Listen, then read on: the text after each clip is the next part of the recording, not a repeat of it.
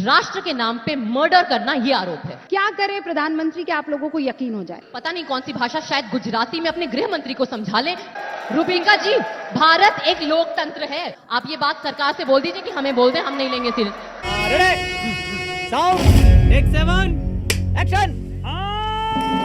बहुत कंफ्यूजन है, गहन कंफ्यूजन है और ये आइडियोलॉजिकल कंफ्यूजन है। मैम, आई थिंक हमें इस तरीके की डेफिनेशन में फंसना नहीं चाहिए। क्यों नहीं? बिल्कुल सही क्योंकि मैं बता रही हूँ क्यों। आप बिल्कुल सही कह रही हैं कि 2003 में जो स्टैंडिंग कमेटी थी उसने जो रिकमेंडेशंस किए थे उसमें कई कांग्रेस के लोग भी शामिल थे, लेकिन मैं आपको याद दिलाना चाहूंगी कि 2003 में बीजेपी की सरकार थी, पहली बात। दूसरी बात ना 2003 Let me में finish. One second. Let me Let me finish. just correct. No. Actually wrong is state से One नहीं second, जाना ma'am. चाहिए। I'm not- One 2003 second. Manmohan Singh के बयान की Ma'am. मैंने पार्लियामेंट में बात की। मैम, 2019 ये जो और 20 में स्टैंडिंग आई है। कमेटी है ये Ma'am, 2007 की है जिसकी मैं बात कर रही हूँ। बात सुनिए। किसी भी अमेंडमेंट और कॉन्स्टिट्यूशनल जो बिल है जो आता है, ये जो विरोध हो रहे हैं ये 2003 में तो नहीं हुए थे। क्यों नहीं हुआ? उसका कारण था ना, क्या कारण ये था कि जिस तरीके से सीएए को हमारी पब्लिक के कॉन्शियसनेस में लाया गया है, वो कैसे लाया गया है? वो इस तरीके से लाया गया है कि जो इलेक्शन चला है लोकसभा का, उसमें माननीय गृह मंत्री साहब ने बार बार जहां उन्हें मौका मिला ये कहा है उन्होंने कि सीए हम लाएंगे जिसमें हम इन तीन देशों के हिंदू और सिख और जैन और पारसी और बुद्ध, पहले उन्होंने क्रिश्चियन भी नहीं कहा था, क्रिश्चियन उन्होंने बाद में बोलना शुरू किया, इन लोगों को लाएंगे।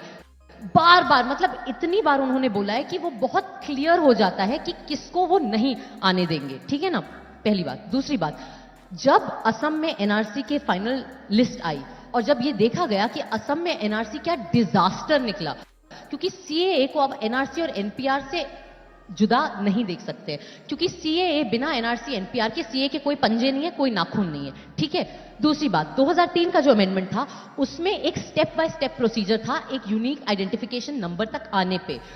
उस प्रोसीजर में पहले एनआरसी होना था, एनपीआर होना था, जिसके बेसिस पे एनआरसी बनना था, और फिर जो आधार का जो व्हाट फाइनली बिकेम आधार वो बनना था।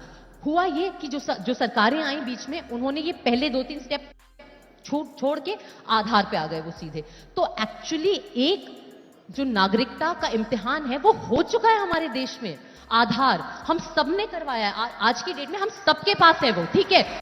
तो बात यह है कि जब वो हो चुका है तो क्या जरूरत पड़ी कि एनआरसी पूरे देश में दोबारा लागू होगा? क्या जरूरत पड़ी कि आपको सीए को बनाना पड़ेगा? जरूरत ये पड़ी कि आपको वोट बैंक की पॉलिटिक्स खेलनी थी। जब आपने, मैम एक second, I have a question, please. No, so the Answer question, to my question. One second, the question is, ma'am, और आपका पहले सवाल का भी मैं थोड़ा सा जवाब देना चाहूंगी। आपने कहा कि क्यों बार बार इस सरकार को दक्षिणपंथी है ये आरोप लगाया जाता है कि राष्ट्रवादी है। राष्ट्रवादी होना कोई आरोप नहीं है मैम, राष्ट्रवादी होना कोई आरोप नहीं है, लेकिन राष्ट्र के नाम पे मर्डर करना ये आरोप है। राष्ट्र के नाम पे मर्डर करना ये आरोप है। राष्ट्र के नाम पे मर्डरर्स को छोड़ देना ये आरोप है। अच्छा। सरकार का काम होता है गवर्नेंस। अगर अटल बिहारी वाजपेयी भी इसी पार्टी के मेंबर थे, अटल बिहारी वाजपेयी के भी ताल्लुकात थे आरएसएस के साथ, लेकिन आज की डेट में सब मानते हैं कि भारत के सबसे बेहतरीन प्रधानमंत्री में से अटल बिहारी वाजपेयी साहब ये थे। क्यों? क्योंकि उनका काम बोल रहा था। दिक्कत यही है कि पिछले 6 सालों में एक नागरिक होने के नाते, एक टैक्स पेयर होने के नाते, एक रिस्पॉन्सिबल नागरिक होने के नाते मुझे नहीं भरोसा आ रहा है काम पर, हरकतों पर इस सरकार की। Okay, that is the issue. Okay, अब आप ये कह रही हैं कि पूरे देश में एनआरसी लागू करने की बात, मैं पॉइंट दर पॉइंट आना चाहूंगी। किसने कहा कि एनआरसी लागू हो रहा है? किसने कहा कि एनआरसी लागू हो रहा है? क्या बोला तूने? एनपीआर सिटीजनशिप को लेकर नहीं है, एनपीआर सेंसस को लेकर है, वो नागरिकता को लेकर नहीं है। आप क्यों कंफ्यूजन फैला? मैम, वाह बेटा, लगता है तुम गू खा के ही मानोगे। एनआरसी जी नहीं, एनपीआर जो है, एक मिनट, एनपीआर सिटीजन सेंसस नहीं है। एनपीआर में जो सवाल हैं वो सेंसस के सवाल नहीं है। अगर सेंसस के सवाल है तो फिर एनपीआर कराने की क्या जरूरत है? सेंसस तो कब से हो रहा है? एनपीआर तो 2010 में भी हुआ था ना मैम, और हर 10 साल बाद होता है। नहीं, लेकिन दिक्कत एनपीआर को होने में किसी को दिक्कत क्यों होनी चाहिए? हमें कोई दिक्कत नहीं है अगर सरकार ये सारी चीजें नहीं लाती। हमें नहीं इंटरेस्ट है बार बार नए नए कागजात बनाने का। हमारा पूरा जीवन मैं कागज कह बनाने रही में हूँ वैसे भी बीत रहा है। 2010 में जब एनपीआर हुआ तब स्वरा भास्कर को दिक्कत नहीं हुई। 15 साल से एक्टिविज्म कर रही है, तब स्वरा भास्कर नहीं, सड़कों मैं पर नहीं 15 साल से दिखाई activism दी। नहीं करी, मैं आपने 2010 बोला में ना, 15 साल की थी। आपने ये बात बोली है कि मैं 15 साल की मैम, उम्र से देखिए। एक्टिविज्म कर रही हूँ। मैम देखिए, दिक्कत ये है कि 10 साल बाद जब दोबारा एनपीआर मैम। हो रहा है, मैम। वो इसलिए दिक्कत दे रहा है क्योंकि वो मोदी सरकार की रजीम में हो जी रहा नहीं है। मैम, दिक्कत ये है, एनपीआर नेशनल पॉपुलेशन रजिस्टर है। मैम देखिए, दिक्कत ये है कि एनपीआर जो है वो ऐसे हवा में थोड़ी ना एनपीआर की बात शुरू हो गई। बात कैसे शुरू हुई, मैं वही आपको कह रही हूँ, शुरुआत होती है गृह मंत्री NPR is a regular process. Would you like me to answer your question or you want to just keep talking? नहीं, मैं सिर्फ आपको समझा रही हूँ। नहीं समझाइए मत आप मुझे, मैं पढ़ एनआरसी रही हूँ। एनपीआर मत कीजिए ना। आप मुझे मत एनपीआर समझाइए। डिफरेंट है, आप मेरा जवाब सुन एनआरसी लीजिए मैम। डिफरेंट है, मैम सीएए डिफरेंट है। मैम आप बिना संदर्भ के ना ये बहुत बेहतरीन तरीके से हम जो है चीजों को भटकाते हैं और फॉल्स इक्विवेलेंसेस, जिसका मुझे हिंदी एग्जैक्टली नहीं पता है, लेकिन झूठी बराबरियां करते हैं।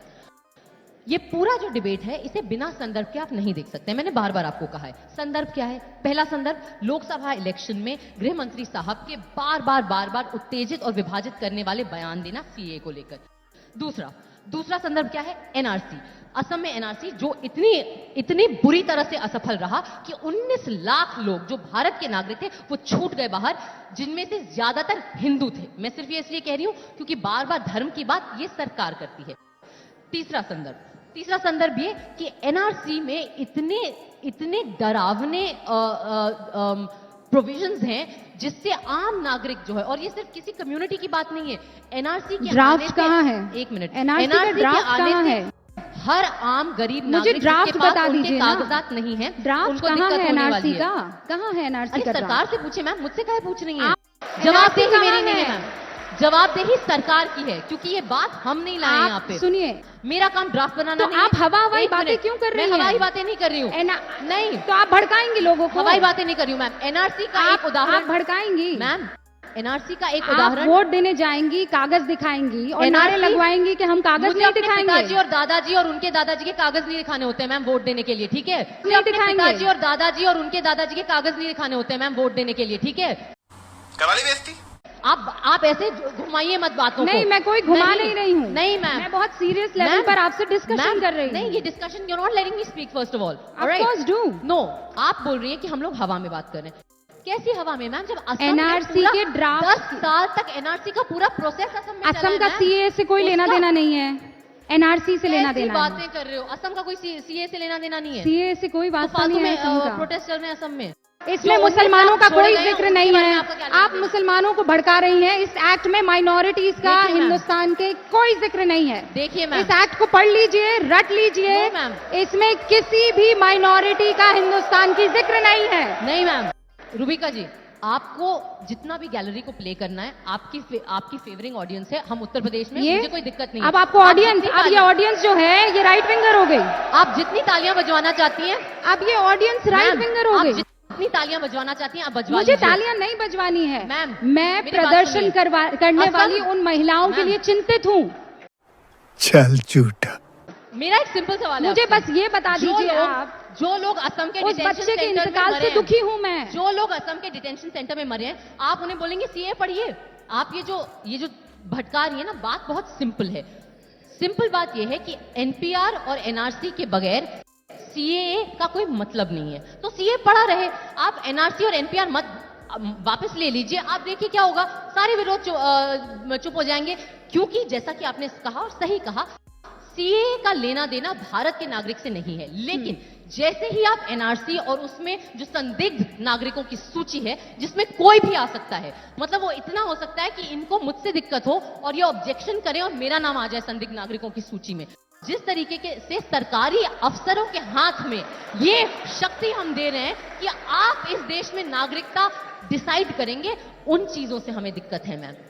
क्योंकि उन्हें भी नहीं पता कि एनआरसी में होना क्या है, क्योंकि उन्होंने इसे एक इलेक्शन का मुद्दे की तरह वो लाए थे और उन्हें लगा नहीं था कि इसके विरोध में इतने सारे लोग सड़कों पे उतर जाएंगे। लेकिन जो लोग सड़कों पे उतरे वो ऐसे ही नहीं उतरे मैम, वो इसलिए उतरे क्योंकि उन्हें डर है, उन्हें अपने अस्तित्व को लेके इस देश में डर है। अच्छा स्वरा भास्कर, देश के प्रधानमंत्री कौन सी भाषा में बोले कि आपको समझ में आएगा कि एनआरसी को लेकर अभी हिब्रू में बोले, फ्रेंच में बोले, संस्कृत में बोले, कोई और भाषा में बोले कि आप लोगों को समझ में आ जाए कि एनआरसी पर अभी किसी तरह की कोई बैठक भी नहीं हुई है, कोई ड्राफ्ट तैयार नहीं हुआ है। क्या करे प्रधानमंत्री कि आप लोगों को यकीन हो जाए? सबसे पहले तो देश के प्रधानमंत्री पता नहीं कौन सी भाषा, शायद गुजराती में, अपने गृह मंत्री को समझा लें कि एनआरसी पे कोई बात नहीं हुई है। क्योंकि गृह मंत्री साहब और गृह मंत्रालय 9 या 10 बार बोल चुका है कि एनआरसी होने वाला है पूरे देश में। वैसे याद दिला दूं, वो सिर्फ प्रधानमंत्री के गृह मंत्री नहीं है, आप हिंदुस्तान की सिटीजन है, वो आपके भी गृह मंत्री हैं। रूपिका जी, भारत एक लोकतंत्र है। बिल्कुल है। अगर आपको लगता है कि हमें गृह मंत्री साहब को सीरियसली नहीं लेना चाहिए, नो प्रॉब्लम, आप ये बात सरकार से बोल दीजिए कि हमें बोल दें, हम नहीं लेंगे सीरियस। अब बताइए मैं क्या करूंगा? एक बहुत सिंपल सी टिप आपके साथ शेयर करती हूँ। अपने हाथ को इस तरीके से रखिए। If you look at this from your side, आपका लेफ्ट हैंड आपको बी के जैसे दिखेगा और राइट हैंड आपको डी के जैसे दिखेगा। B and D. B for थोड़ी मदद रखिए। वे मैथों तेरा मन पर